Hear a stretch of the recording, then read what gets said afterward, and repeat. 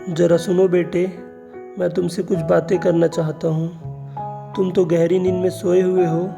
तुम्हारा प्यारा सा छोटा सा हाथ तुम्हारे कोमल गाल के नीचे दबा हुआ है। तुम्हारे पसीने में तर माथे पर घुंघराले बाल बिखरे हुए हैं। मैं अकेला हूँ और चुपचाप तुम्हारे कमरे के अंदर आया हूँ। अभी कुछ मिनटों पहले मुझे बहुत पश्चाताप हुआ जब मैं पुस्तकालय में अखबार पढ़ रहा था।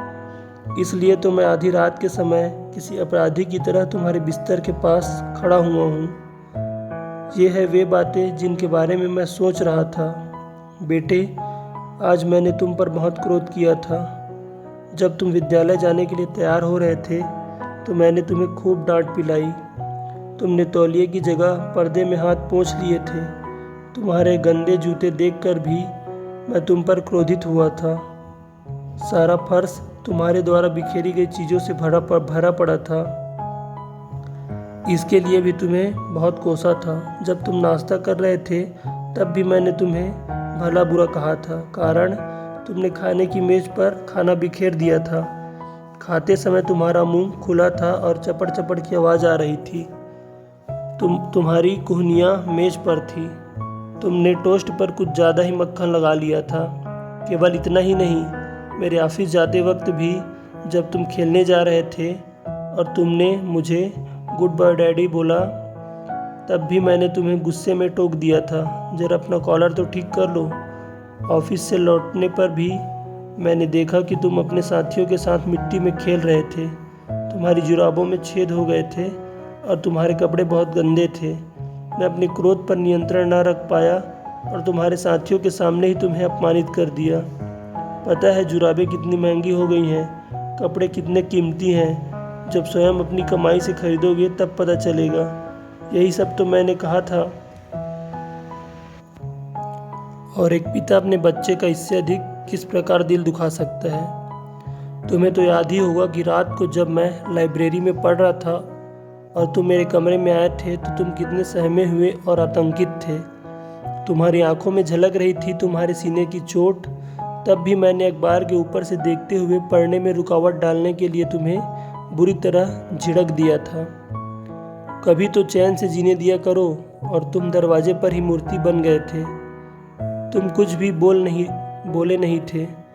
मेरे पास भाग कर आए थे और मेरे गले में अपनी बाहें डाल दी थी और मुझे चूमा था, और फिर गुड नाइट डैडी कहकर एकदम गायब हो गए थे।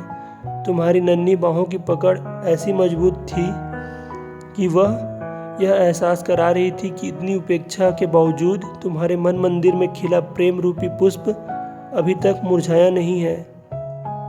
और फिर तुम सीढ़ियों पर जोर जोर से खटखट करके चढ़ गए थे। हाँ बेटे, इस घटना के कुछ क्षणों बाद ही मेरे हाथों से अखबार छूट गया और मैं आत्मग्लानि में डूब गया। आखिर मैं ऐसा क्यों होता जा रहा हूँ? मेरी आदत डांटने फटकारने की पड़ती जा रही है। अपने बच्चे को यह कैसा बचपन दे रहा हूँ? कहीं ऐसा तो नहीं कि मैंने तुम्हें प्यार करना छोड़ दिया है, लेकिन मुझे तुमसे कुछ अधिक ही आशाएं हैं और मैं तुम्हारे बचपन को अपनी उम्र के तराजू पर तौलने लगा हूँ। तुम बहुत प्यारे, सच्चे और अच्छे हो। तुम्हारा नन्हा सा मासूम सा हृदय तो चौड़ी पहाड़ियों के पीछे से उगती सुबह की भांति विशाल है। तुम्हारे अंदर तो बहुत बड़प्पन है, तभी तो इतनी डांट के बावजूद भी तुम मुझे गुड नाइट किस देने आ गए थे। तुम में कोई मैल नहीं है। यह रात बस इसलिए इतनी खास है मेरे बेटे। मैं अंधेरे में तुम्हारे बिस्तर के सिरहाने घुटनों के बल बैठा हूँ, लज्जित, अपमानित, तुमसे बहुत छोटा। यह तो केवल एक दुर्बल पश्चाताप है। मुझे मालूम है कि अगर मैं अभी तुम्हें जाकर यह बताऊँगा तो तुम कुछ भी नहीं समझोगे, लेकिन मैंने सोच लिया है, कल से मैं तुम्हें प्यारा पापा बनकर दिखाऊंगा। मैं तुम्हारे साथ खेलूंगा, तुम्हारी प्यारी प्यारी बातें पूरे दिल से सुनूंगा, तुम्हारे सुख दुख सब बांटूंगा।